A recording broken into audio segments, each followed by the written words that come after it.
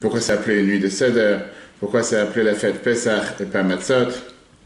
Donc aujourd'hui, en ce jour de l'anniversaire du Rabbi, on va voir ensemble pas mal de points intéressants sur le déroulement de la Haggadah basés sur les enseignements du Rabbi. Comme on l'a parlé longuement hier soir, que un des premiers livres que le Rabbi a écrit en 1946, c'était la Haggadah de Pessah avec différents commentaires tellement riches, en mentionnant M. le Midrash, l'Almara, Shulchan Aruch, toutes les différentes facettes de la Torah qui puissent sens profond, sens simple.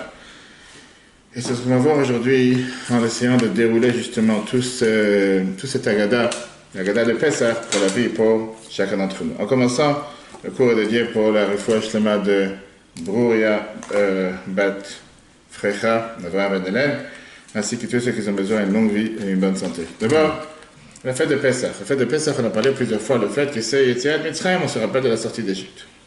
Et on sait très bien que la Torah nous donne le devoir, le Ma'at Tiskor et Yom Tzatra Meret Mitzrayim Kol Yemechayecha, de se rappeler l'histoire de la sortie d'Égypte toute ta vie. Les Chachamim rajoutent, pas seulement Bechol Dor Vador, chaque génération, mais aussi Bechol Yom Vayom, chaque jour, Chayav Adam Lirot et Atzmo Kilu Yatsa Mitzrayim. Chaque jour, on doit se considérer comme si on est aujourd'hui sorti d'Égypte. On mentionne la sortie d'Égypte 2 fois par jour dans les schémas. Schéma le matin, schéma le soir, et la question, pourquoi on a fait tout un monde, on a parlé plusieurs fois dans les différentes lettres du Rabbi qu'on a vues, pourquoi c'est important de se rappeler la sortie d'Égypte, et pourquoi on est obligé, dans tout temps, de se considérer comme si on vient de sortir d'Égypte. Le Chassidut explique que l'idée de la sortie d'Égypte, c'est pas juste quelque chose du passé, mais c'est quelque chose du présent. Chacun d'entre nous a le devoir de sortir d'Égypte. C'est pas un événement qui s'est passé une fois, mais un événement dans lequel on doit vivre avec tous les jours. Pourquoi? Parce que Mitzrayim veut dire aussi Meitzarim, qui veut dire l'étroitesse, les barrières. Chacun il se met des barrières, chacun il se met différents on va dire, limites dans lesquelles il s'est dit que je ne pourrais pas avancer, je ne pourrais pas agir. Mitzrayim, ces barrières, c'est les manières de penser, les volontés de chacun d'entre nous, l'environnement, la société dans laquelle on vit. Parfois, ça limite une personne, ça enferme une personne, ça fait qu'une personne ne peut pas avancer, ne peut pas agir. Et on a le devoir de sortir de ces barrières, de sortir de ces limites, de se libérer de tout ce qui nous entoure, de tout ce qui nous enveloppe, d'être qui nous sommes vraiment. Peuple juif, un juif avec une neshama, qui a cette passion, qui a cet amour, qui veut se rapprocher de Dieu. Et la fête de Pessah, c'est justement cette fête de liberté. Se libérer, de nous donner les forces de pouvoir sortir d'Égypte, de se libérer de ces câbles qui nous attachent et qui nous entourent tout au long de l'année. Chaque situation avec ses différentes barrières, ses différentes limites, on doit toujours se rappeler qu'on doit sortir d'Égypte, sortir de ces barrières. C'est pour ça qu'on est réunis ici ce soir, on va passer le Seder ensemble. Normalement, on parle pour voir le replay sur l'application E-Torah, E-T-O-R-H, pas pendant Pessah bien sûr, mais avant. On va passer ensemble les 15 étapes du Seder, en essayant de comprendre et d'avoir un sens à chacune de ces étapes. Comme ça sera un Seder qui ne sera pas juste on s'assoit, on fait le rituel, on fait les détails, mais surtout comprendre le pourquoi du comment et avoir de merveilleuses explications, parce qu'on peut parler de la Haggadah de Pessah vraiment pendant des jours et ce ne serait pas suffisant. Commençons avec les noms de la fête. Il y a 5 noms. 5 noms de la fête. D'abord, le nom qui est écrit dans la Torah, Chag Matzot. Pourquoi la fête des Matzot? La fête, c'est sur le nom des Matzot que nos ancêtres ont mangé en sortant d'Égypte. On a parlé de ça longuement la semaine dernière, pas les Matzot qu'ils ont mangé en Égypte. Après, on a Chag Pesach. La fête de Pesach, c'est le nom sur le fait que Dieu a sauté sur les maisons juives pendant la mort de premier-né, la 10e plaie. C'est ça qu'on a appelé la fête de Pesach. Chag HaCherut. La fête de la liberté, parce que c'était le moment où le peuple juif est devenu libre. On est sorti d'esclavage, on est devenu libre, et c'est d'ailleurs ce qu'on dit dans la tefila, dans la prière, Zman Cherutenu, le temps de notre liberté. Chag HaAviv, la fête du printemps. C'est très bien, on a parlé de ça longuement la dernière semaine, comme quoi la fête de Pessah, c'est une fête que la Torah fait attention à ce que ça soit tout le temps au printemps, et de là la raison pourquoi cette année, on a eu un 2e mois d'Adar, une année bissextile, l'année ouverte. Et enfin, Chag HaGeula, l'année de la délivrance, parce qu'on sait très bien que les Chachamim nous disent Benissan Nigalou ou Benissan Atidim Leigael. On a été libérés au mois de Nissan et on sera libérés, si Dieu veut, au mois de Nissan, en espérant, si Dieu veut, cette année. Il y a encore beaucoup d'autres noms, mais Chag HaPesach, c'est aussi appelé la fête des rois. Pourquoi la fête des rois? Parce qu'on doit chacun se sentir comme un roi. C'est d'ailleurs une des raisons pourquoi on a l'habitude de s'accouder pendant différentes parties du Seder. On mange les matzot en étant accoudé. On mange le korech, le sandwich, qu'on va voir plus tard dans les 15 étapes, de manière accoudée. La ficomane, qui est la dernière partie, la dernière fois qu'on mange les matzot dans le Seder, de manière accoudée. Tout ça pour justement se sentir libre, être totalement considéré libre. Parce que dans une fête des rois, on a l'habitude de sortir la plus belle vaisselle qu'on a, les plus beaux habits qu'on a. Et la vie précédente, Rabbi Rayat, Rabbi Yosefitz a raconté que chez son grand-père, Rabbi Maharash, pendant la fête de Pessah, il mettait sur la table des ustensiles en or et en argent qu'il y avait dans la famille, dans la maison, même s'ils n'étaient pas utilisés, ou même s'ils n'étaient pas utilisés toute l'année. Et pendant Pessah, pour se sentir royal, c'est ce qu'on avait l'habitude de faire. On sait aussi que c'est la nuit dans laquelle on ne ferme pas la porte, après qu'on a dit Shvar Hamatra, dans laquelle on demande à Dieu de verser sa colère sur tous nos ennemis, on laisse la porte ouverte, parce qu'on dit que c'est une nuit de garde dans laquelle le peuple juif, il est protégé, il est gardé. Alors, cette nuit-là, c'est aussi la nuit des rois, parce qu'elle vient après pas mal de journées de nettoyage.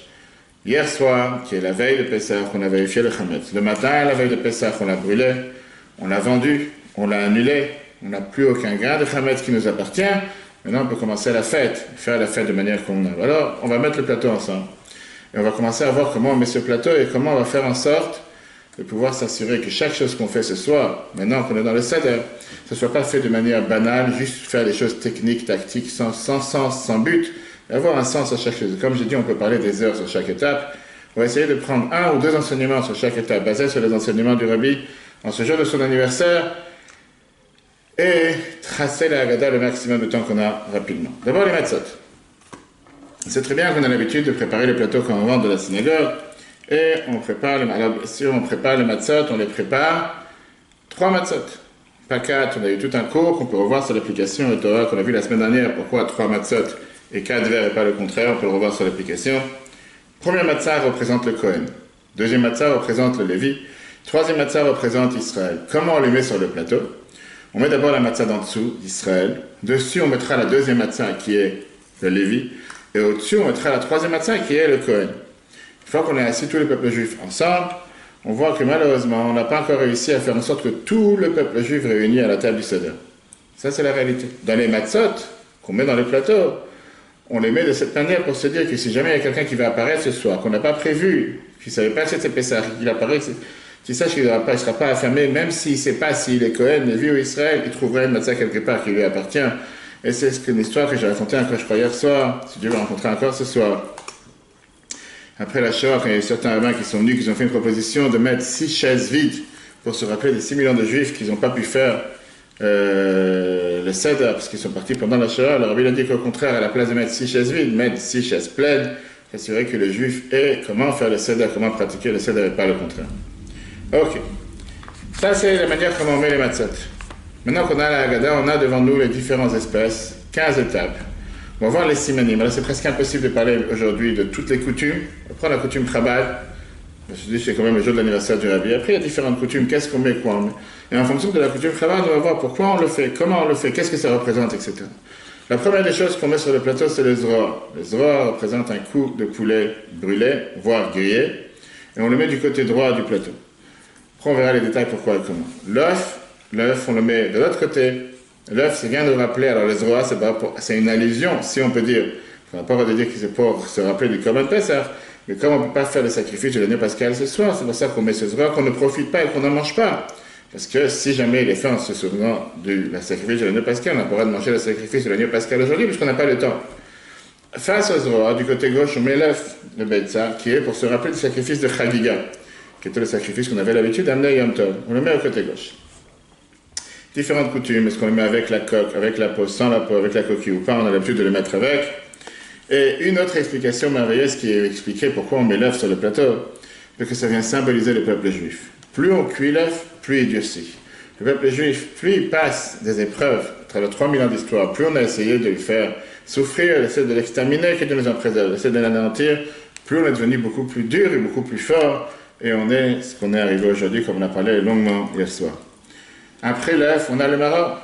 Le maror qui est au milieu, les herbes amères, romaines, endives, peu importe ce que chacun est là, qu'on peut mettre au centre du plateau. Et ça fait comme un triangle, le cou de poulet d'un côté, l'œuf de l'autre à gauche, le maror au centre. On prend en général les feuilles de romaine avec du réfort, les deux ensemble.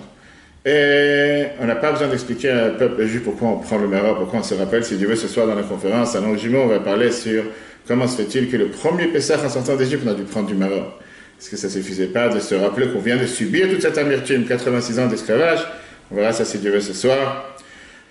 Après ça, en dessous du cou de poulet, en dessous du zroa, on met le charoset. Le charoset, en général, il est fait de 3 éléments. Chez Chabad, encore une fois, pomme, poire et noix. Là, il y en a beaucoup qui mettent des dattes et qui mettent du miel et qui mettent des confitures, tout ce que tu veux, mais c'est le charoset, officiellement, c'est le ciment avec lequel nos ancêtres étaient en Égypte, dans lequel ils ont construit les briques et les pots pour pouvoir faire ces murailles et putain le Ramsès. C'est pour ça que ça doit ressembler plutôt à du ciment qu'à de la confiture, c'est pour se rappeler l'amertume.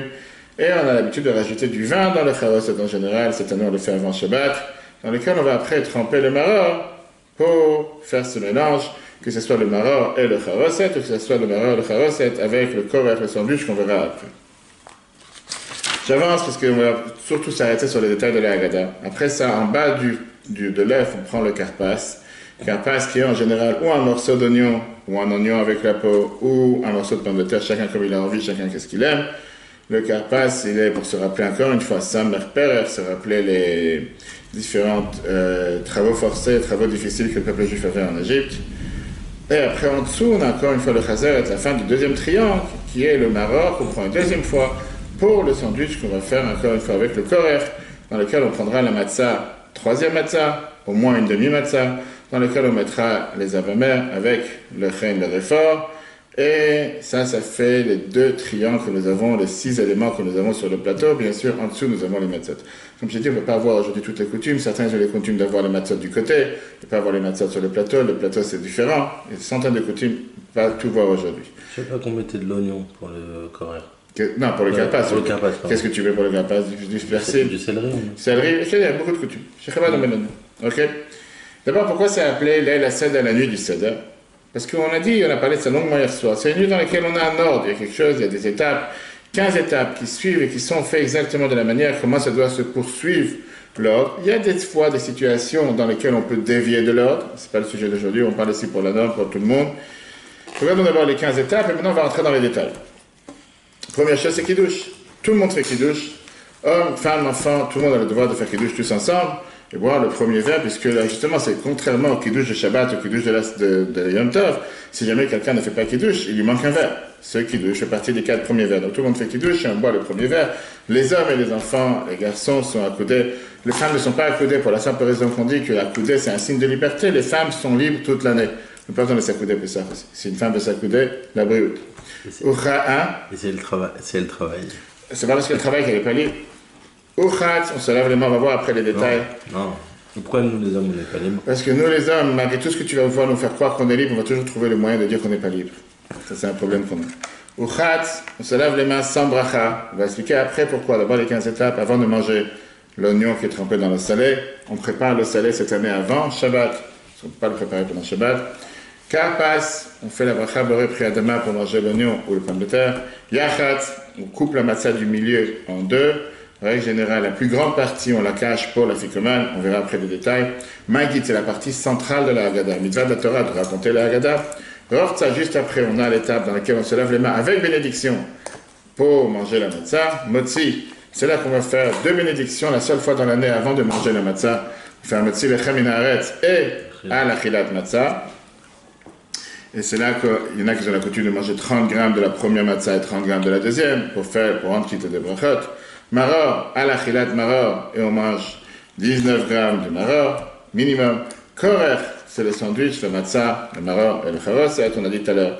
Shulchan Aruch, le repas de la fête. Tzafoun, qui est la afikoman, qu'on doit manger en étant rassasié. Berach, c'est la birkat Amazon. Avant ça, on a l'habitude de verser le verre de Léo Hanavi, certains ont la coutume de le faire après. Allel, on remercie Dieu et dire, on est garanti que Dieu a écouté nos prières. Voilà les 15 étapes, maintenant commençons à débattre de ces 15 étapes. Comme on l'a dit tout à l'heure, ce soir, on fait le Seder comme des rois. On est considéré des rois. C'est pour ça qu'on boit 4 verres de vin. Et la raison pourquoi on boit les 4 verres de vin, on a vu ça aussi dans le cours la semaine dernière, dans lequel on a expliqué la différence entre les 3 matzot et 4 verres. Parce que pour se rappeler les 4 différents termes que Dieu a employés pour nous faire sortir d'Égypte. Le premier terme, je vous sortirai d'Égypte.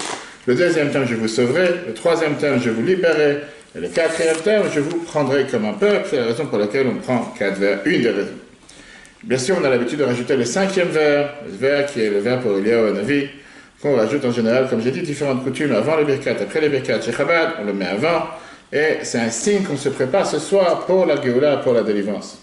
Il n'y a pas une coutume pendant les deuxièmes fêtes, ou le Shabbat des deuxièmes fêtes? de boire justement le verre de reboire 4 coupes. Peut-être, pourquoi pas. Alors non, on a l'habitude de boire les 4 verres, la fin, le dernier jour de Pessah, Seudat Mashiach, ce que les Sfaradim appellent la Mimouna, qui est la fête de la Mimouna, parce que justement instaurée par le Baal Shem Tov, renforcée par le Rabbi Rachab, 5e Rabbi de Chabad, et publiée par le Rabbi sans fin dans le monde entier. Ça se passe de s'asseoir, de cette année samedi soir avant la fin de Pessah, pour faire la Seudat Mashiach, boire les 4 verres, parce que c'est le jour où éclaire la lumière de Mashiach. Et l'Haftara, c'est l'Haftara de Mashiach, prophétie d'Ézéchiel, etc. De boire les 4 verres de vin, manger la matzah pour justement demander à Dieu de faire venir Mashiach. C'est la raison pour laquelle c'est les dernières fêtes, c'est les seules fêtes qu'on ne fait pas Shechianu. Toutes les fêtes de Yom Tov on fait Shechianu, Shvish, El Pesach, Haran, El Pesach, on ne dit pas Shechianu quand on allume les bougies ou bien quand on fait le Kiddush. Pour la simple raison que comme les dernières fêtes sont beaucoup plus en contact avec la délivrance future, qui n'est pas encore là, on ne fait pas Shechianu sur quelque chose qui n'est pas là. Alors que les premières fêtes sont en contact avec, en rapport avec la sortie d'Égypte qu'on a déjà passée, pour ça qu'on dit Shechianu. Il y a une autre explication pourquoi on boit 4 verres. Les 4 verres viennent nous rappeler les 4 matriarches, Sarah, Rivka, Rachel et Léa. C'est-à-dire pourquoi pas les 3 patriarches. On a parlé de ça dans le cours la semaine dernière. 3 patriarches, c'est allusion aux 3 matzot. Mais quel rapport entre les 4 verres et les 4 matriarches? Premier vers, c'est comme Sarah. Sarah, elle est avec son mari, ils ont converti, Abraham a converti les hommes, Sarah a converti les femmes. Et c'est la raison pour laquelle sur ce vers, quand on fait le Kiddush, on dit Hacham, Bacharban ou Mikola. Le Kiddush du premier vers, on dit que Dieu nous a choisis parmi toutes les autres nations. Le peuple juif est devenu le peuple juif. Premier vers, Sarah. Deuxième vers, Rivka. Rivka, elle est arrivée à des hauteurs spirituelles très élevées, malgré qu'elle est venue d'une famille de truands. C'est très bien ce qui s'est passé avec son père, son frère, une famille d'idolâtres. C'est la raison pour laquelle, sur ce deuxième vers, on dit la Haggadah. On raconte le débat qu'il y a eu entre Lavan, le frère de Yaakov, le frère de Rivka, et Yaakov. C'est pour ça que le deuxième vers, il est allusionné à Rivka. Troisième vers, Rachel. On verse le troisième vers en général à la fin du repas sur lequel on fait le Birkat Amazon. Birkat Amazon qui fait rappeler à la nourriture. Yosef, qui était le fils de Rachel, c'est lui qui a nourri le peuple juif et l'humanité tout entière en étant en Égypte. Le lien entre Rachel et Birkat Amazon. Enfin, le quatrième vers en rapport avec Léa, le Hallel, qui est les louanges à Dieu. Parce que Léa a été la première que la Torah nous dit qu'elle a reconnu Dieu, qu'elle a remercié Dieu. Quand elle a eu son 4e garçon, Yehuda, elle a dit « Pas Modet Hashem, maintenant je reconnais Dieu, je remercie Dieu ». C'est pour ça qu'il y a un rapport entre le Hallel et Léa. Voilà ce que le Shalom nous dit. Les explications pourquoi on prend les 4 vers en fonction des 4 mères. Ok, commençons avec le Kiddush, première des 15 étapes. Chaque Shabbat est faite, on a l'habitude de faire Kiddush avant un moment de commencer à manger. Pourquoi? Parce que Kiddush, c'est la manière comment on sanctifie la journée. On passe de la semaine à Shabbat. Et dans le Kiddush, en général, on va toujours mentionner la particularité du jour dans lequel on est ou de la fête dans laquelle on est. On remercie Dieu sur la possibilité de pouvoir faire ce Kiddush. On dit Shechianu quand il y a une nouvelle fête. On remercie Dieu qu'on est vivant, qu'on est présent, etc., etc. La nuit du Seder, première mitzvah, parmi les 15 étapes, c'est le Kiddush. La deuxième mitzvah vient juste après le Kiddush, et c'est le fait de boire, premier des 4 verres qu'on va boire ce soir. Et donc, en règle générale, on a l'habitude, comme j'ai dit tout à l'heure, de s'assurer qu'avant de faire Kiddush, tout le monde ait son verre qui est rempli. C'est pas juste le père de famille, ou quand dans certaines communautés, dans certaines coutumes, d'avoir le grand-père avec 60 personnes à table, c'est le seul qui fait Kiddush. Non, tout le monde doit faire Kiddush, soit de faire ça. C'est vrai que la halakha te dit que c'est mieux d'avoir du vin rouge, mais c'est pas interdit d'avoir du vin blanc. Si quelqu'un ne peut pas avoir du vin rouge, il veut avoir du vin blanc, il peut prendre du vin blanc. Si quelqu'un ne veut pas du tout du vin rouge, il peut prendre du vin blanc. Si quelqu'un ne peut pas boire du vin, il peut boire du jus de raisin, surtout pour les Sfaradim. S'assurer bien sûr que c'est un jus de raisin qui n'est pas composé à 50-50 avec de l'eau, mais que ce soit du pur jus de raisin, parce qu'après on a le problème avec la bracha boré priagafen. Et c'est sûr que le mieux, c'est de faire Kiddush sur du vin. Quelqu'un qui ne peut pas, pour éventuellement boire du jus de raisin. Le Kiddush, on a l'habitude de tout le monde de lire à voix haute. Après ça, tout le monde s'assoit pour boire le Kiddush, le premier verre, accoudé du côté gauche. Toute simple raison, parce que du côté droit, ça peut être un danger, ça va aller de travers, l'œsophage, etc. Pourquoi on s'accoude? Parce qu'à l'époque, les gens avaient l'habitude de manger de manière libre en s'accoudant sur des coussins. Je veux dire que c'est une manière agréable à manger. J'ai essayé plusieurs fois, c'est pas forcément, je ne sais pas comment les gens mangeaient à l'époque, mais c'est vrai quand tu vois des anciennes photos de l'époque, comment les gens ils avaient l'habitude de manger par terre, assis, accoudés. Est-ce que c'est... Il y en a qui font le CDR. Il y en a qui font ça aujourd'hui aussi. Oui, je vais dire le contraire. Mais est-ce que c'est vraiment une manière agréable de se sentir libre? Ça sera un débat que je laisserai aux gens de répondre. Cette année, on a Kiddush qui compose les 2 Kiddushim ensemble, le Kiddush du Shabbat et le Kiddush du Yom Tov, puisqu'on est vendredi soir. Et la deuxième nuit, cette année de Pessah, on aura le Kiddush le plus long de l'année. C'est le Kiddush qui s'appelle Yak Nahaz. Qu'est-ce que ça veut dire Yak Nahaz? Yain Kiddush Ner Avdallah Zman. Qui veut dire, on fait la bracha sur le Pragafen, on fait la bracha du Kiddush, ça c'est écrit dans la Haggadah. On fait la bracha de la Havdalah, Un mavdil, ben kodesh lechol au départ, après c'est ben kodesh le kodesh. On fait la bracha de Shechianu, et comme ça, les bougies, pardon, j'ai oublié, Borem Resh, on ne prend pas une bougie comme ça, mais on regarde sur les bougies qui sont allumées, ce qui fait les kiddush le plus long, parce qu'on fait dans le soir du Seder, dans le kiddush, on fait aussi la Havdalah, qui sépare entre Shabbat et la semaine, mais aussi les kiddush de la fête. Et on a l'habitude de boire le kiddush à côté. Ça, c'est la première chose qui est la première mitzvah de ce soir. Après, on va se laver les mains. Quelle est l'idée de se laver les mains dans Uchatz? Et ça, c'est un point de vue seulement halachique. L'halakha te dit qu'avant de manger quelque chose qui est trempé dans de l'eau, on a le devoir de se laver les mains. C'est impureté, on ne va pas entrer dans les détails ce soir. Mais la question, elle est pourquoi d'abord on trempe quelque chose, un légume dans de l'eau salée, quelque chose qu'on ne fait pas toute l'année. Et l'idée, elle est expliquée, c'est pour que les enfants posent une question. Qu'est-ce que tu fais quelque chose de bizarre ce soir, qu'on n'a pas l'habitude de faire toute l'année, et de voir, de les intéresser. Puisqu'il y a pas mal de choses qui sont faites pendant le Seder pour intéresser les enfants, que les enfants ils posent des questions. Et comme ça, on s'assure qu'ils vont pas poser de questions, qu'ils vont pas s'endormir, qu'ils vont écouter toute l'histoire du peuple juif, comment nous sommes devenus un peuple, comment nous sommes arrivés à ce que nous sommes arrivés aujourd'hui. C'est pas la seule chose qu'on fait ce soir pour étonner les enfants. La Torah nous ordonne, parmi les devoirs de ce soir, qui est Shalcha bincha, quand ton fils il va te demander des questions, et tu devras lui répondre à Vadimayinu, les enfants posent des 4 questions, et c'est ça toute l'histoire de la Haggadah de raconter à nos enfants. Les Chachamim te disent même que la mitzvah ce soir de lire la Haggadah, c'est pour répondre aux questions des enfants.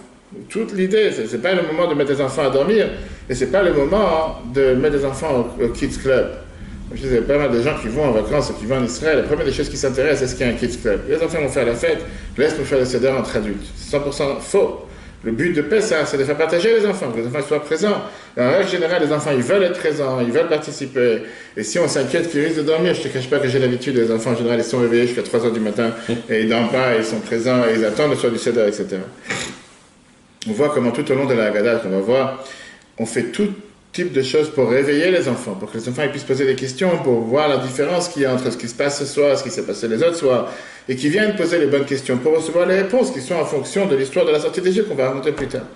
Une des choses qu'on fait ce soir pour réveiller les enfants, c'est justement de tremper ce carpas dans l'eau salée, et c'est pour les entraîner à poser des questions.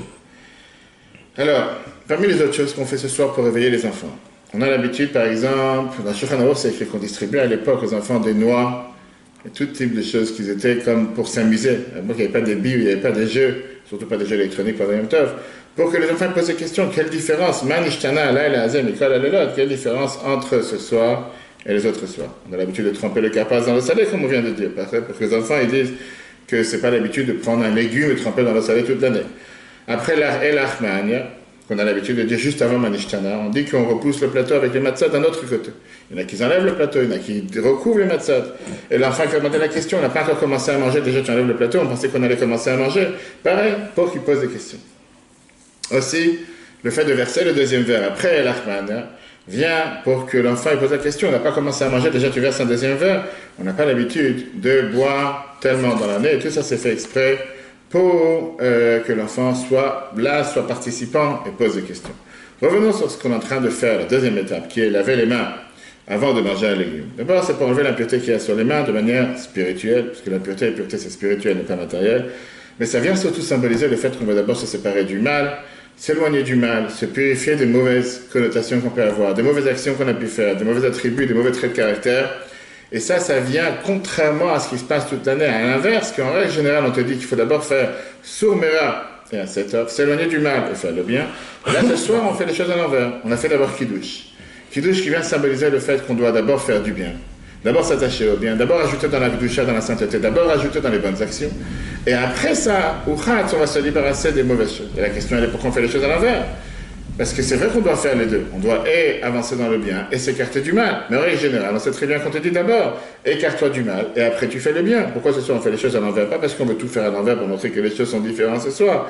Mais l'explication, elle est parce que la paix de Pessah vient te donner ici une leçon majeure, qui est que parfois dans la vie, ne t'occupe pas à t'éloigner du mal, parce que tu risques de perdre toute ta vie avec ça. Commence à faire du bien. Commence à agir, commence à faire du bien, commence à faire des bonnes actions, commence avec le Kiddush. Automatiquement, le mal, il va partir. Parce que parfois, on n'a pas la force de pouvoir s'éloigner, de commencer à se battre contre les forces du mal. Et si tu commences à te focaliser tout le temps sur s'éloigner du mal, tu risques de perdre toute ta vie, toute ta journée avec, et tu n'as rien fait de constructif. Commence à agir positif, fais avec le Kiddush, tu attaques, tu démarres les Seder directement avec le Kiddush, faire du bien, automatiquement. Le mal se repousse, et ça c'est ce qu'on fait le soir de Pessah avec le Kiddush. Question? Chaque semaine on fait ça? Non. Qui douche, et ensuite... Oui, mais le fait pour prendre sa démasse, c'est surtout pour manger le chalot, etc. La vache de masse, c'est pas pour manger. La vache de masse, c'est pour enlever l'impureté par rapport aux légumes qu'on va tremper dans la salade. Tout ça, c'est pour, justement, étonner les enfants, pour qu'ils posent des questions, qu'on puisse raconter l'histoire de Pessah. Maintenant, quand on se lève les mains, on se lève les mains 3 fois à droite, 3 fois à gauche, sans faire de bracha, et après ça, on mange le karpas. Dans la salade que je t'avais raconté, une très belle histoire. En règle générale, on va manger plus tard, après qu'on a fait quelques étapes, qu'on arrive à Rortza, Motzi, Matzah, comme on a vu tout à l'heure. Le rabbi avait l'habitude d'avoir des invités à la table, l'histoire du Seder, chaque année, pendant de 1950 à 1970, c'était la dernière année, pour différentes raisons. Et il y avait un juif qui s'appelait Yankel Katz, un juif un humoriste, qui était d'abord très généreux. Il avait l'habitude de donner au rabbi des fortunes en tzedaka, et qui laissait le rabbi remplir les chèques. Bref, c'était quelqu'un qui était très très spécial. Et il savait toujours faire des blagues, toujours les moments les plus intenses, il savait comment faire atténuer l'atmosphère. Une fois, il était à la table du Seder chez le rabbi. Et la configuration de où le rabbi faisait le Seder, c'était dans la maison, dans l'appartement du rabbi précédent, qui est au 2e étage de Sainte-Saintie. Il y avait toujours la place, l'endroit du rabbi précédent qui était vide, le rabbi assis d'un côté, bref, tu peux t'imaginer l'atmosphère des gens qui sont assis à la table du Seder chez le rabbi. C'est pas juste des gens qui sont en train de faire des blagues et s'amuser, etc. On arrive à Ochatz pour se laver les mains sans bracha, pour revenir après manger le karpas. Et lui, il va dans la cuisine qui est juste à côté.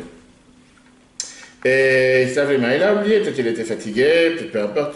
Et il fait la bracha, Baruch ata Hashem, Elokeinu melech haolam, hamotzi lechem asher kedeshanu v'netilat yadayim. Tout le monde sait ça. Qu'est-ce qu'on fait maintenant? Comment ça tout débat à table? Est-ce qu'il faut qu'il continue, il fasse motzi tout de suite? Il mange la matzah tout de suite, il saute toutes les autres étapes? Ou pas? Là, c'était très intéressant le débat, et les gens ils attendent le rabbi qui dit qu'est-ce qu'il a dit. Le rabbi dit qu'il continue. En 2 mots, t'as fait motzi, t'as levé les mains, t'as fait motzi, vas-y, fais motzi. Et après, tout le monde parle, est-ce qu'on doit faire comme ça, peu importe. Il fait motzi, tu t'imagines, personne ne mange la matzah. C'est le seul en train de se servir, manger la matzah. Avant le rabbi, avant tout, on a sauté toutes les étapes pour lui. Pour lui, il a sauté. Il casse les matzahs. Attends une seconde, et à la fin, il se retourne vers le rabbi avec un grand sourire, il fait Rebbe, Rodmir, Mechaï, Givel, vous m'avez fait revivre. J'avais tellement faim toute la journée, j'étais affamé, je suis venu de Chicago, une blague si tu veux. Après la Bible a parlé de ça, moment, est-ce que ça arrive en parlant, c'est ce qu'il faut faire ou pas, j'en parle dans le détail, c'est pas le sujet aujourd'hui, mais pour te dire que des fois il faut savoir, ça c'était sa manière de faire. Donc, karpas, on a dit qu'on prend un morceau d'oignon ou un morceau de pomme de terre, moins de kazaït, parce que ça suffit largement pour étonner les enfants, et surtout parce que quand tu prends moins de 30 grammes, tu n'as pas besoin de faire après une autre bracha boré nefashat, on trempe ça dans la salade, on fait boré pri adama, et on pense à rendre quitte avec cette bénédiction, le maror, puisque de toute façon, pour le maror, tu ne feras pas boré pri adama, tu feras à la chilad maror. Automatiquement, il vaut mieux se rendre quitte maintenant. Pourquoi on prend un oignon chez Chabad? Comment l'explication? Une explication intéressante. L'oignon qu'on met sur la table du Seder vient rappeler le fait qu'on a tous une chance. Quel rapport avec l'oignon? L'oignon ou la pomme de terre, ils sont enfoncés dans la terre. Tu ne les vois pas en général. Tu marches sur un champ d'oignons ou un champ de pommes de terre, tu ne les vois pas. Des fois, quelqu'un, il est empêtré dans ses soucis, dans ses problèmes. Et il ne pense pas un instant qu'il va sortir de ses soucis, qu'il va sortir de ses problèmes. Problème matériel comme problème spirituel. Cette nuit-là, viens rappeler à chacun d'entre nous, regarde l'oignon, regarde la pomme de terre. Et tu peux te dire que si lui, l'oignon, il a la chance de pouvoir monter sur la table des rois le soir du Pessah, moi aussi, j'ai la chance, une fois, de sortir de la boue, de pouvoir monter sur la table du Seder. Pas besoin de désespérer. Passons à Yachatz, 4e étape.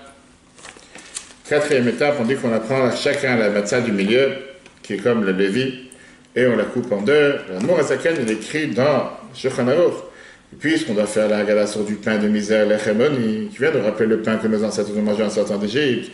C'est bien que pendant la Haggadah, le pain de misère soit vraiment un pain de misère, et c'est pour ça qu'on sait qu'un pauvre n'a jamais un pain entier, mais seulement un demi-pain. C'est la raison pour laquelle on casse la matzah. Pourquoi on casse la matzah? Pourquoi on casse la matzah? Pour se rappeler qu'on n'a pas quelque chose entier, on a quelque chose de moitié. On met en général la plus grande partie, on la met de côté pour la ficomane, et la partie la plus petite, on la met entre les 2 matzot. D'après la Kabbalah, on a l'habitude de casser la grande partie en 5 morceaux, et ça on met dans un sac du côté. Il y en a qui ont l'habitude de voler la ficomane, c'est pas du tout une coutume de Chabad, et au contraire, la Bible était contre. Qu'est-ce que ça veut dire de voler? À l'époque, il y a une coutume qui était beaucoup de juifs ashkénazes, de voler, de mettre de côté les enfants et ils volent la ficomane, sous récompense qu'ils vont être récompensés, qu'ils vont avoir un cadeau. La Bible ne voulait pas, en disant qu'on ne veut pas habituer les enfants à voler quoi que ce soit, même si c'est pour un jeu. Donc on n'a pas l'habitude de le faire, on le cache en général, on le met de côté. Et il y a des fois des gens qui se battent pour savoir quel est le plus grand morceau, quel est le plus petit morceau. En 1865, qui était pendant le Yachatz dans la maison du Tzemach Tzedek, Il y avait une personne qui a commencé à casser la matzah et qui comparait quelle est la plus grande, quelle est la plus petite. Et le rabbi lui a dit la fameuse phrase qu'un grand qu'on doit mesurer pour savoir s'il est grand, il n'est pas forcément grand. Si tu as un doute s'il est grand, il n'est pas vraiment grand. Le rabbi Rachab, qui était présent au Seder, il avait à l'époque 5 ans. Quelques années plus tard, il a dit la phrase suivante. Depuis, j'ai développé en moi un sentiment de dégoût à un grand qu'on doit le mesurer. En deux mots, quelqu'un qui doit se fanfarer, si on peut dire, et doit se montrer, je suis grand, et on peut me... C'est pas si grand que ça. C'est des mots chassidiques, comme on dit, qui viennent dans chaque notion, chaque histoire, à prendre des leçons de lui. Maguid, on a l'habitude de raconter la Haggadah, ça c'est la partie essentielle du Seder. C'est la partie la plus longue, c'est la partie dans laquelle on va raconter toute l'histoire du Seder. On dévoile la matzah, on commence à dire l'achmania, on invite chacun à manger à partir de ce soir, être présent à la table du Seder. On a expliqué la semaine dernière dans le cours pourquoi on le fait ça juste maintenant, pourquoi on ne fait pas ça qu'on est à la synagogue. Pourquoi on dit ce paragraphe en araméen alors que toute la Haggadah est écrite en hébreu? Parce qu'à l'époque, on a écrit la Haggadah, la majorité du peuple juif ne comprenait pas l'hébreu, le Lashon HaKodesh, et parlait l'araméen. Et puisque le but c'est d'inviter tout le monde, si tu parles en une langue que personne ne comprend, à quoi ça sert? Et donc, on voulait inviter tout le monde, même ceux qui ne comprennent pas l'hébreu, qui puissent venir faire le Seder. Pour ça, ça a été fixé depuis le départ, qu'on l'a fait en araméen. Et c'est pour ça que c'est le moment où on doit expliquer et dire les choses en langue que tout le monde puisse comprendre. La question qui dérange, c'est une question qui, apparemment, est en train de dire quelque chose qui est 100% faux. Voici le pain de misère que nos ancêtres ont mangé en sortant d'Égypte. Et c'est comme ça qu'on commence la Haggadah avec les 3 matzahs. Non, je vois la question. La matzah que tu manges, elle n'est pas faite en Égypte. Elle est faite ou en Israël, ou en Amérique, ou en Ukraine, ou peu importe où tu veux, ça n'est pas faite en Égypte. Qu'est-ce que ça veut dire? Voici le pain de misère. On aurait dû dire, voici le pain de misère qui ressemble au pain que nos ancêtres ont mangé en sortant d'Égypte. Je vais t'expliquer comme quoi celui qui a écrit la Haggadah, il a voulu faire passer ici un message énormément important. Il a voulu te faire passer ce message tout au départ, dès que tu commences ta Haggadah, sans attendre, en te disant que l'Égypte n'est pas limitée à des limites géographiques, comme on l'a dit tout à l'heure. L'exil d'Égypte, ce n'est pas un exil qui s'est passé il y a 3331 ans, on est sorti d'Égypte. Mais c'est justement, comme on l'a dit tout à l'heure, l'exil dans lequel on se met chaque jour. Mais ça, ces barrières, ces limites, ces choses qui viennent faire en sorte qu'on n'arrive pas à sortir de chez soi, on n'arrive pas à avancer, s'envoler, prendre de l'élan, on reste toujours empêtré, enfermé, comme la Noazaken te dit.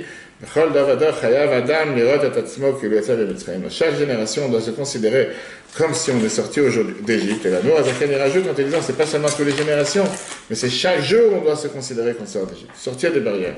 Viens, celui qui fait la Haggadah, en te disant, quand tu viens faire le Seder, et tu parles de la sortie d'Égypte, regarde pas ici le texte comme si c'est quelque chose qui était de l'époque. Il y a 3331 ans, on fait quelque chose qui ressemble à ce qui devait rien de ressemblance. Maintenant, on sort d'Égypte. La Haggadah te demande ce soir, sors d'Égypte. Sois prêt à sortir d'Égypte, sois prêt à sortir de tes barrières, sois prêt à faire en sorte que tu n'es pas limité dans ces barrières qui font en sorte de ne pas te laisser avancer spirituellement et matériellement. Et l'Achmania, ce pain de misère, ça va te rappeler la misère, ce qu'on ressent chacun d'entre nous. On a le devoir de sortir de cette barrière, sortir de cette misère, et c'est ce soir qu'on doit sortir d'Égypte. On a passé maintenant le premier verre. On a mangé le karpas, l'oignon, la pomme de terre. On a cassé la matzah du milieu. On a invité tout le monde à manger le Seder. Maintenant qu'on est arrivé au plein centre du Seder, maintenant on va commencer à débattre. Question-réponse. Et ça, c'est ce qui se passe tout la Haggadah. Mais avant, ça va faire encore quelque chose pour étonner les enfants. On va pousser la kara du côté, le plateau du côté, et on va verser encore un verre de vin, le deuxième verre. Et là, les enfants vont avoir des questions. On n'a pas encore commencé à manger, qu'on enlève le plateau. Ou bien qu'on recouvre les matzot. Et si on n'a pas encore commencé à manger, pourquoi on verse un deuxième verre? Alors en règle générale, on ne boit pas tellement de vin avant le repas. Et ça, c'est ce qui va être fait, que les enfants vont être amenés à poser Manishtana. Manishtana, on peut parler des heures et des heures juste sur Manishtana. Les explications tellement riches. Pourquoi ces 4 questions? Pourquoi il y a des questions qu'on ne mentionne pas, qui sont écrites dans l'Agmara sur tous les soirs on mange soit grillé, soit cuit, alors que ce soir on mange seulement grillé autant du temps, qu'on a seulement de la viande grillée. Pas le temps d'entrer dans tout ça, mais on va voir quelques explications qu'il y a sur Manishtana très riches. D'abord, Manishtana, là et là, quelle différence il y a entre ce soir et les autres soirs? C'est une question qu'on demande à Dieu. Tout d'abord, le rabbi écrit ça dans les biens. Question qu'on demande à Dieu en disant, ce soir, c'est l'exil dans lequel nous sommes. Kol Halelot, c'est tous les autres exils que le peuple juif a passé. Quelle est la différence entre cet exil et les autres exils? Il n'y a pas eu une exil aussi longue que la nôtre, où on n'a pas une date déterminée. Tous les autres exils, on savait très bien depuis le départ combien il va durer. Quand Dieu a parlé à Abraham, il lui a dit combien de temps le peuple juif sera en Égypte. Au prophète, Dieu lui a dit clairement qu'après la destruction du premier temple, 70 ans sera exilé à Babel. Chaque fois, on avait un temple fixe. Là, arrivé le dernier exil, il fait près de 2000 ans, que Dieu nous en préserve plus de 1950 ans, et il n'y a pas un temps fixe. Elle continue, on demande la première question à Dieu, Manishtana, pourquoi ce soir est différent des autres soirs? Pourquoi on a un tel long exil? Pourquoi un exil c'est difficile? On veut ce soir avoir une réponse, et on va essayer de trouver une réponse à travers la Haggadah. Chaque année, écoute, une merveilleuse histoire. Après que tu poses les 4 questions, on essaie de trouver les réponses. On dit que Vadimaïn, c'est la réponse. Et tu as des parents qui ont honte parce qu'ils ne savent pas comment répondre aux enfants, je ne comprends pas quelle est la réponse, ils n'ont pas la réponse. D'abord une histoire. Le docteur Weinreib, il dit comme ça, j'étais pas un chassid. Avant mon mariage, j'habitais à Kronheitz, à Brooklyn, au quartier du Rabbi. Et j'étais dans plusieurs réunions chassidiques du Rabbi, le Fabringen du Rabbi. 3 ans après son mariage, elle est partie habiter à Silver Spring, à Maryland. Pas loin. Là-bas, j'ai appris dans l'université. J'ai reçu un diplôme de professeur en psychologie. Et j'ai commencé à travailler dans les écoles locales. Je donnais les shiurim dans l'Agmara. Une fois, j'avais un shiur Shabbat après-midi, qui était ouvert à tous. J'avais un shiur lundi soir pour un petit groupe de personnes qui voulaient apprendre de manière plus profonde. J'étais arrivé dans ma trentaine d'années. Et là, j'ai eu ce qu'on appelle ça, la déprime de la quarantaine, mais j'ai passé dans la 30e année. Et c'est passé beaucoup plus tôt chez moi, j'étais brisé. Et j'ai commencé à me poser beaucoup de questions qui me dérangeaient. Est-ce qu'il faut que je consacre toute ma vie à l'étude de la Torah? Est-ce qu'il faut que je continue à apprendre la psychologie? Et si c'est la psychologie, comment je vais avancer dans ma carrière? Est-ce qu'il faut que je commence à ouvrir un cabinet privé? Est-ce qu'il faut que je reçoive un job parmi toutes les organisations locaux, sociales qui existent? Est-ce que je dois envoyer mes enfants à apprendre en telle école? Et j'ai commencé à avoir aussi des doutes dans la émouna, des doutes dans la foi en Dieu, avec les questions philosophiques que j'avais. Puis je commençais à réfléchir. Bref, je commençais à être perdu dans tous les sens. Je suis rentré dans la déprime et je ne savais pas avec qui parler. Je parlais avec un de mes amis. Un d'eux, c'est un chassid Chabad. Et il m'a dit, va rencontrer le Rabbi. En février 1971, j'ai décidé de lever le téléphone et d'appeler le secrétaire du Rabbi. Le secrétaire du Rabbi me répond au téléphone en anglais. Il me dit, bonjour, qui est-ce? Et moi, je réponds, en commençant à répondre, je vois que derrière le téléphone, j'entends une voix que j'avais l'habitude d'entendre dans les Fabringen, qui c'est la voix du Rabbi. Et plusieurs fois, quand des gens ils appelaient le secrétariat, le Rabbi il avait un téléphone dans son bureau qu'il le levait. Parfois, il répondait en direct, parfois, il écoutait, bref. Et le Rabbi qui demande en yiddish au téléphone, qui est ce téléphone? Vous savez, c'est qui cette personne? Alors moi, j'ai répondu, c'est un juif de Maryland. C'est la première fois que j'appelle. Et j'ai dit au secrétaire, le Rabbi qui est sur la ligne, les différentes questions que je voulais poser au Rabbi. Où continuer dans ma vie? Comment développer ma carrière? Des questions que j'ai dans la croyance en Dieu. Et j'ai dit que je suis totalement bouleversé, je ne sais pas quoi faire, je ne sais pas comment agir. Je parle en anglais, et en train de parler, je vois le secrétaire qui répète mes phrases en yiddish sur le Rabbi. C'est pas que le Rabbi ne confondait pas l'anglais, parlait pas l'anglais, mais c'était comme ça que ça se passait les choses, pour que le Rabbi comprenne de quoi on parle. Et là, j'entends le Rabbi qui dit en yiddish au téléphone la phrase suivante. Dis-lui qu'il y a un juif qui habite à Maryland, et il pourra parler avec lui. Et son nom, c'est Weinreib. Alors, le secrétaire, il me demande, t'as entendu ce qu'il a dit le Rabbi? Je n'avais pas à croire ce que j'entends. Je savais à 100% que je n'ai pas encore dit mon nom au secrétaire. Je n'ai pas dit qui c'est qui appelle. J'ai dit c'est un juif de Maryland, je n'ai pas dit qui. Le Rabbi dit mon nom, Weinreib. J'ai voulu m'assurer. Quand le secrétaire me demande encore une fois, est-ce que tu as entendu ce que le Rabbi a demandé? J'ai dit non, parce que je voulais m'assurer que j'ai bien entendu. Et il me répète la phrase que le Rabbi vient de dire au téléphone. Il y a un juif à Maryland avec qui il peut parler. Son nom, c'est Weinreib. Alors j'ai répondu, mais moi je m'appelle Weinreib. Comme c'est de qui il parle. Et là, j'entends le Rabbi qui répond, ben, si c'est comme ça, il doit savoir que parfois c'est bien de parler avec soi-même. Et là, je voyais que le secrétaire lui-même, il était étonné. Il ne comprenait pas du tout ce qui est en train de se passer.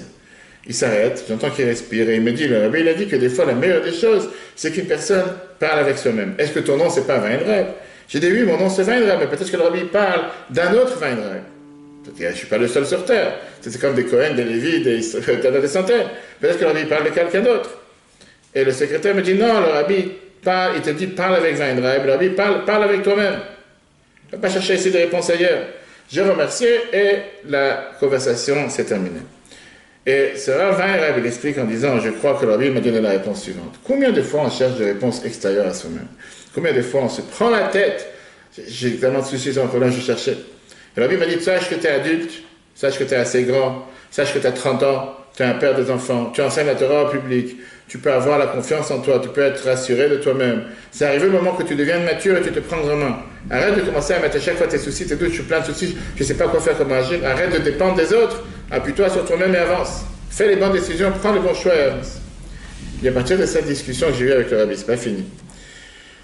je suis devenu quelqu'un qui est beaucoup plus, pas autoritaire, j'ai eu cette force et ce courage de prendre, pas seulement s'affirmer, de prendre des décisions soi-même. Et jusqu'à l'époque, il dit la différence entre avant cette réponse du Rabbi magnifique en direct et après, c'est qu'avant j'avais tendance à avancer sur les deux mariages. Je voulais pas prendre des décisions, j'étais paresseux pour prendre des décisions. Mais à partir de ce moment-là, j'ai pu m'affirmer, j'ai pu être décisif, j'ai pu prendre des bonnes décisions. Le Rabbi, il a pu lever le téléphone et me dire à moi quoi faire.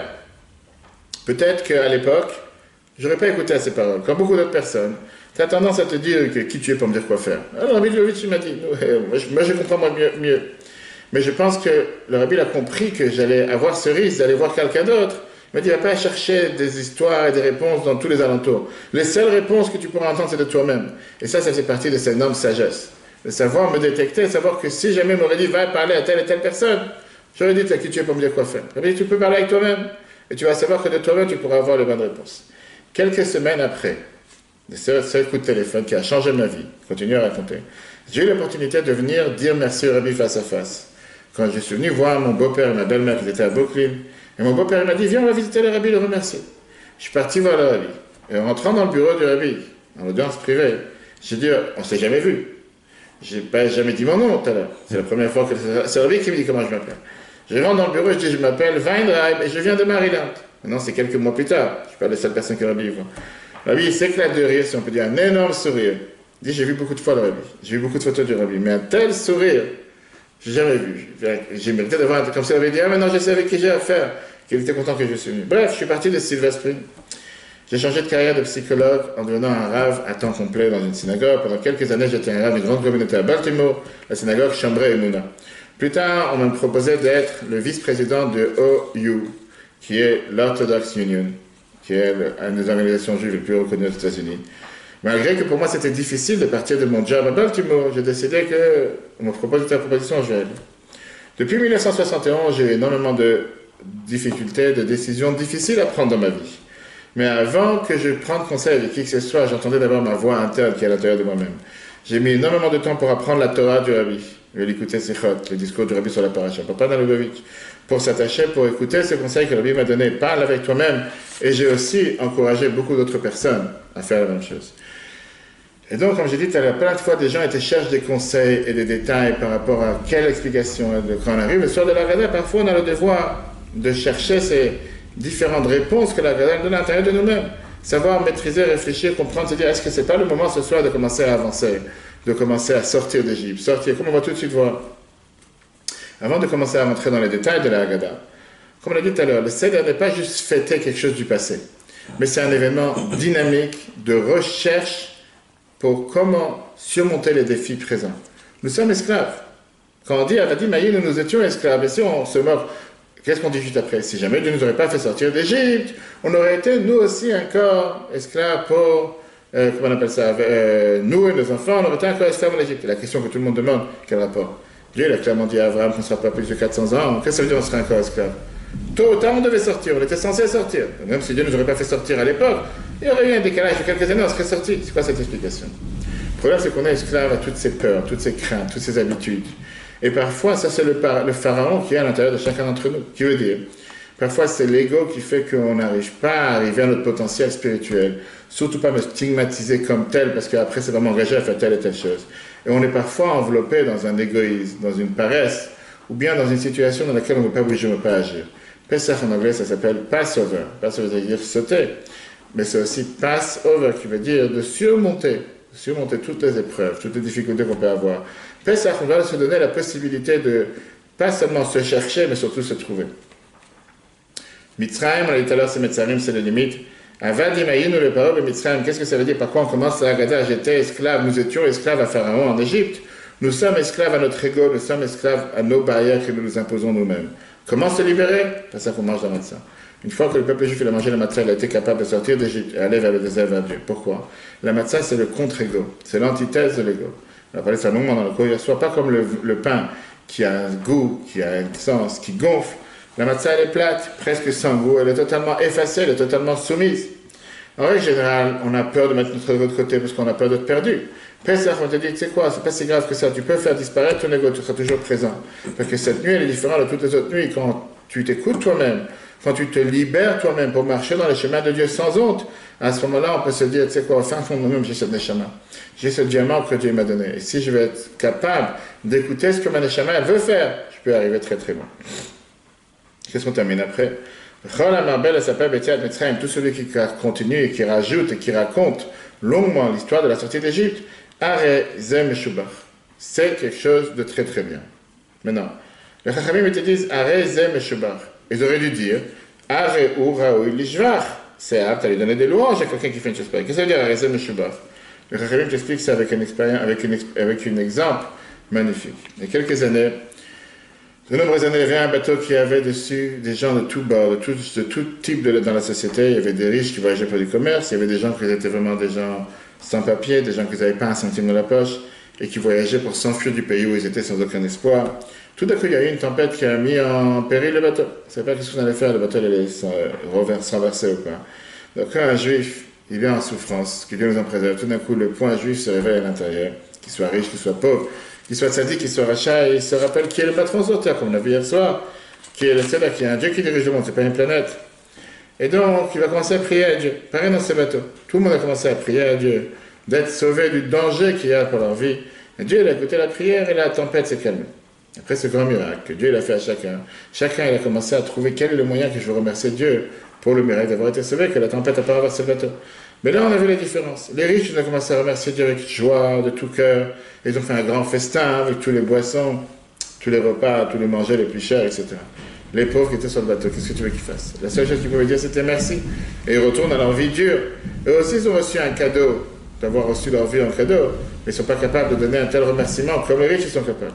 Le soir du Seder, quand on est sorti d'Égypte, on est sorti d'Égypte, mais ce n'était pas seulement nos corps qui sont sortis d'Égypte, c'était nos âmes qu'on est sortis d'Égypte. Avec l'enseignement, on est sorti d'Égypte, parce qu'en Égypte, on était engloutis dans 49 portes d'impureté, on faisait l'idolâtrie. Quand on est sorti d'Égypte, on a laissé tomber de cette idolâtrie. On a laissé tomber tout ce qui se passait en Égypte, on a préféré s'enfuir de tout ce qui était les forces du mal, les forces de la Touma. Quand on est assis ce soir à la table du Seder, il y a plusieurs personnes qui pensent de manière différente. Tu peux assis sur la même table, la même famille, chacun pense de manière différente. Il y en a qui pensent, qu'est-ce qui est le moteur qui me fait bouger dans la vie? Qu'est-ce qui me fait réagir dans la vie? Il y en a qui vont dire, c'est l'argent, c'est le travail, c'est la voiture, c'est les copains, c'est les gloires, les honneurs. Et avec ça, quand ils te disent on était esclaves, en vérité, ils ne sont pas été esclaves, ils sont esclaves, parce qu'ils n'arrivent pas à sortir de cette esclave dans laquelle ils se disent que ça, c'est ce qui fait tourner leur vie, et ça, c'est ce qui va mettre leur vie en avant. Tu as des gens que toute leur vie elle est basée d'après ce que Dieu il attend d'eux, qu'est-ce que Dieu il veut qu'ils fassent aujourd'hui. Tout leur but c'est de pouvoir se rapprocher de Dieu, de dévoiler encore une pensée positive, de pouvoir aider encore une personne. Ces personnes quand ils arrivent voient le Seder, ils regardent le Seder en se disant c'est Dieu qui nous a fait sortir d'Égypte, c'est Dieu qui me fait sortir d'Égypte, c'est Dieu qui m'enlève de toutes les souffrances, de toutes les galères. Et c'est pour ça qu'on est heureux aujourd'hui, parce qu'on sait valoriser cette Dieu-là, on sait valoriser cette libération que Dieu nous a donnée. Et on remercie Dieu. Pour ça les Chachamim te disent Arei Zeh Meshubach. Qu'est-ce que ça veut dire Arei Zeh Meshubach? Celui qui parle de la sortie d'Égypte et qui parle de ça avec un énorme enthousiasme, une énorme joie, c'est la meilleure preuve que cet homme-là, il est valorisé. Pourquoi? Parce qu'il a compris qu'est-ce que ça veut dire la sortie d'Égypte. Il a compris que la vie n'est pas juste une vie matérielle, avec des bienfaits matériels, avec la gloire, avec l'argent, avec les maisons, avec les biens, qu'on peut les avoir aujourd'hui, pas les avoir demain. Mais le plus grand bien-être, c'est le fait que Dieu nous a donné la vie et la santé, le fait qu'on puisse être présent pour remercier Dieu. Ça, c'est le plus grand miracle qu'on peut avoir. Et c'est pour ça que plus on parle pour être reconnaissant envers Dieu, plus on devient encore plus reconnaissant. Comme on a parlé ce soir dans le cours. Ok, après ça, la Haggadah continue à raconter une histoire bizarre. 4 sages étaient assis à Bnei Brak. Ils ont raconté l'histoire de la Haggadah toute la nuit jusqu'à ce que leurs enfants sont venus, leurs maîtres, leurs élèves sont venus. Ils ont dit, écoute, c'est déjà le temps de dire le schéma du matin. On peut faire une blague sur ça en disant qu'il n'y a pas eu trop d'histoires pareilles dans l'histoire du peuple juif, et même ça c'est une histoire qui s'est passée seulement à Bnei Brak et pas ailleurs, si tu veux, d'accord? Terminons avec les 4 fils, et ça c'est une belle histoire du Rabbi, on peut parler des heures et des autres de la Haggadah, mais une histoire qui s'est passée en 78, pardon. Le Rabbi avait l'habitude, avant de faire son Seder, d'aller visiter les différentes institutions à Kronetz, où il y avait des garçons, des filles, qui faisaient le Seder ensemble. On l'a parlé plusieurs fois, qu'une fois il est parti voir les enfants iraniens, qui ont été sauvés d'Iran par Chabad, sous la demande du Rabbi, et que le Rabbi s'est assuré qu'ils aient du riz, puisque c'était leur coutume d'avoir du riz à Pessah. Donc le Rav Feller raconte comme quoi en 1978, le Rabbi est parti visiter Machon Chana, qui était une institution pour filles qui faisaient tchouva, qui existe toujours à Kronetz. Le Rabbi est rentré, et il est parti voir les classes, après il est monté dans le dortoir. il est entré dans la cuisine. Il y avait une centaine de femmes et de jeunes filles qui étaient présentes, des profs, des gens qui aident, et qui regardaient chaque mouvement du rabbi. Le rabbi est parti visiter les lieux. À la fin, le rabbi, il demande au Rav Grand, à son secrétaire qui l'accompagnait, qui va poser ici les 4 questions. C'est que des filles, des femmes, il y a quelqu'un qui a posé les 4 questions, j'ai rien besoin. Et le secrétaire du rabbi dit, l'enfant de Feller, l'enfant de ce Rav Moshe Feller va poser les questions. En parlant de son fils, un ami que je connais très bien, il s'appelle Mendel Feller, il est shliach à Minnesota aujourd'hui. À l'époque, il avait 9 ans. Comme son père gérait le Seder à Bachon Chana, donc à Minnesota. Comme son père gérait le Seder à Bachon Chana, donc c'est son fils, c'était le seul garçon qui était présent, avec une centaine de femmes et de filles qui allaient poser les questions. Ok. Donc le rabbi commence à marcher à monter les escaliers qui vont de la salle à manger, la salle à manger était dans le sous-sol, au basement, où il y avait le Seder. Et là, le rabbi, il s'appuie sur la rampe des escaliers et il demande au garçon de 9 ans, en yiddish, est-ce que tu connais les 4 questions? Est-ce que tu les connais par cœur? L'enfant qui est un enfant chassidique, un enfant qui était, c'est quelqu'un de mon âge, qu'est-ce qu'il répond? Il n'avait pas l'habitude de parler au rabbi, surtout il était étonné que le rabbi lui pose une question pareille. Il n'a pas su comment répondre. Le rabbi lui demande une deuxième fois. Là, le rabbi lui demande en anglais, est-ce que tu connais les 4 questions? Est-ce que tu les connais par cœur? Là, il fait avec la tête oui. Et le rabbi, il me regarde à moi, raconte à Raphaël, le père, et il me dit, est-ce que toi tu connais les réponses? Question en général, un enfant pose des questions, je dois répondre. Tout le monde s'est éclaté de rire. C'était un moment sympa. Comme ça, Raphaël raconte des histoires. Bref, le Seder, comme ça, le rabbi s'en va. C'était un Seder très spécial, et il était jusqu'à presque 4 heures du matin, et le Raphaël a dit, je vais dormir. Bref, le lendemain matin, je n'ai pas pu me réveiller pour la tefila, le minyan avec le rabbi, à 10 heures. Je n'ai pas pu dormir à 4 heures, j'ai géré tous les Seder, raconté des histoires, etc. Mais je suis arrivé plus tard à la synagogue, c'était le moment où le rabbi sortait de la synagogue pour retourner dans son bureau. Le rabbi fait la grâce mat, pour pas quelqu'un peur. Et le rabbi passe devant moi. Ben, le rabbi dit avec sa tête à chacun, goutiam toi. Il rentre dans son bureau. 2 secondes après, le secrétaire il sort et il me dit que le rabbi m'appelle de rentrer dans son bureau. Sans préparation, sans quoi que ce soit, il est noir de rentrer dans son bureau. Le rabbi était encore assis avec son talit. Il était d'accord avec son talit, il vient de rentrer de la prière. Et quand le rabbi me voit, il me regarde avec une air sérieuse.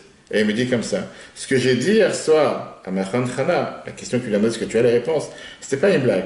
Tout le monde a pensé que c'était une blague, mais moi j'ai pas fait une blague. C'est le rapport que c'est un shliach du rabbi Minnesota, j'ai des histoires sans fin. Le rabbi continue en lui disant la phrase suivante, écoute bien ça. Le rabbi dit qu'un enfant ne comprend pas tout ce qui sont les symboles, tout ce qui sont les grands rituels. Un enfant, il se pose la question suivante. On a fait déjà tout ça l'année dernière. Qu'est-ce qu'on est en train de refaire cette année? Nous, les adultes, on aime bien, je veux dire, la célébration, la festivité. Un enfant, il n'est pas bête. Tout ce que tu es en train de raconter ce soir, on l'a déjà fait l'année dernière. C'est le rabbi qui parle. Pourquoi on répète encore une fois? Le rabbi continue en lui disant, c'est ce que chaque enfant se pose dans son cœur. Et donc, le père a le devoir de donner une réponse à un enfant, à lui faire passer le message que cette année, c'est pas comme l'année dernière. Cette année, il y a quelque chose de nouveau. De revivre à nouveau ce qu'on a vécu l'année dernière. Est-ce que tu comprends ce que je suis en train de te dire? C'est le rabbi le regarde. Je n'ai pas répondu. Le rabbi était totalement bouleversé. D'abord, il ne s'attendait pas que le rabbi l'appelle dans son bureau, que le rabbi le parle. Et là, le rabbi répète une deuxième fois ce qu'il a dit. Après, j'ai dit au rabbi, oui, je comprends. Certainement que le rabbi fait allusion à l'explication chassidique, que dans chaque génération et dans chaque jour, on doit voir comme si on est en train de sortir d'Égypte aujourd'hui, et qu'on doit revivre la sortie d'Égypte à chaque instant, tout ce qu'on vient d'expliquer, etc. Et que chaque année, ça doit être considéré comme si c'est une nouvelle expérience. Le rabbi bouge avec sa tête et dit, oui, c'est exactement ce que j'ai pensé. Après, le rabbi me dit la chose suivante. Quand tu retournes tout à l'heure à Machon Chana, dis-leur cet enseignement, et dis-leur que quand j'ai posé la question hier soir, je n'avais pas intention de blaguer. Bien sûr, avec un sourire, que c'était une question réelle, que chacun doit se poser. C'est pas juste qu'on est en train de faire un rituel bête et tordu qu'on a fait l'année dernière. J'ai dit, rabbi, c'est ce que je veux faire. Mais comme moi, je suis quelqu'un qui est un opportuniste, raconte à la fête. Et puisque la fête de Pessah, c'est mon anniversaire, et moi, j'étais au bon endroit au bon moment, j'ai voulu profiter du fait que je suis en Yechidut avec le rabbi le jour de mon anniversaire. J'ai dit, rabbi, aujourd'hui, c'est mon anniversaire.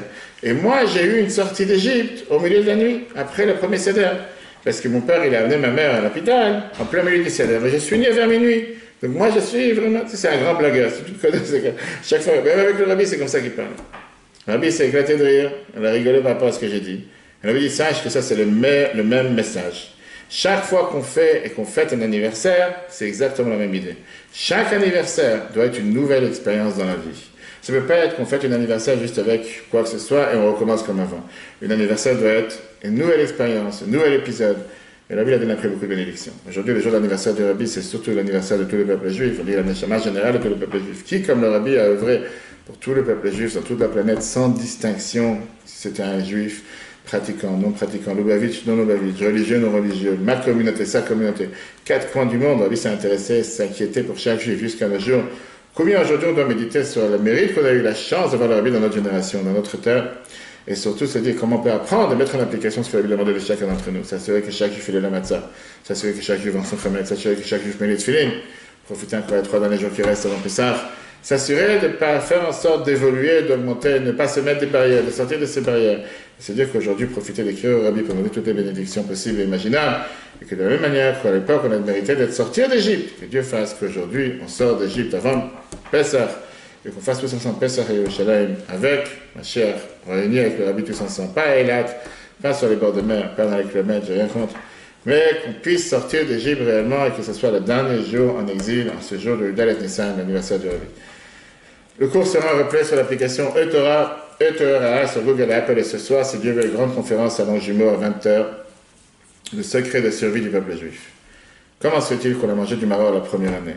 Qu'est-ce qui a fait que le peuple juif il est ce qu'il est jusqu'à aujourd'hui? Merveilleuse explication qu'on verra si Dieu veut ce soir, si Dieu veut à 20h sur Facebook Live. Très bonne journée à tous et à la semaine prochaine.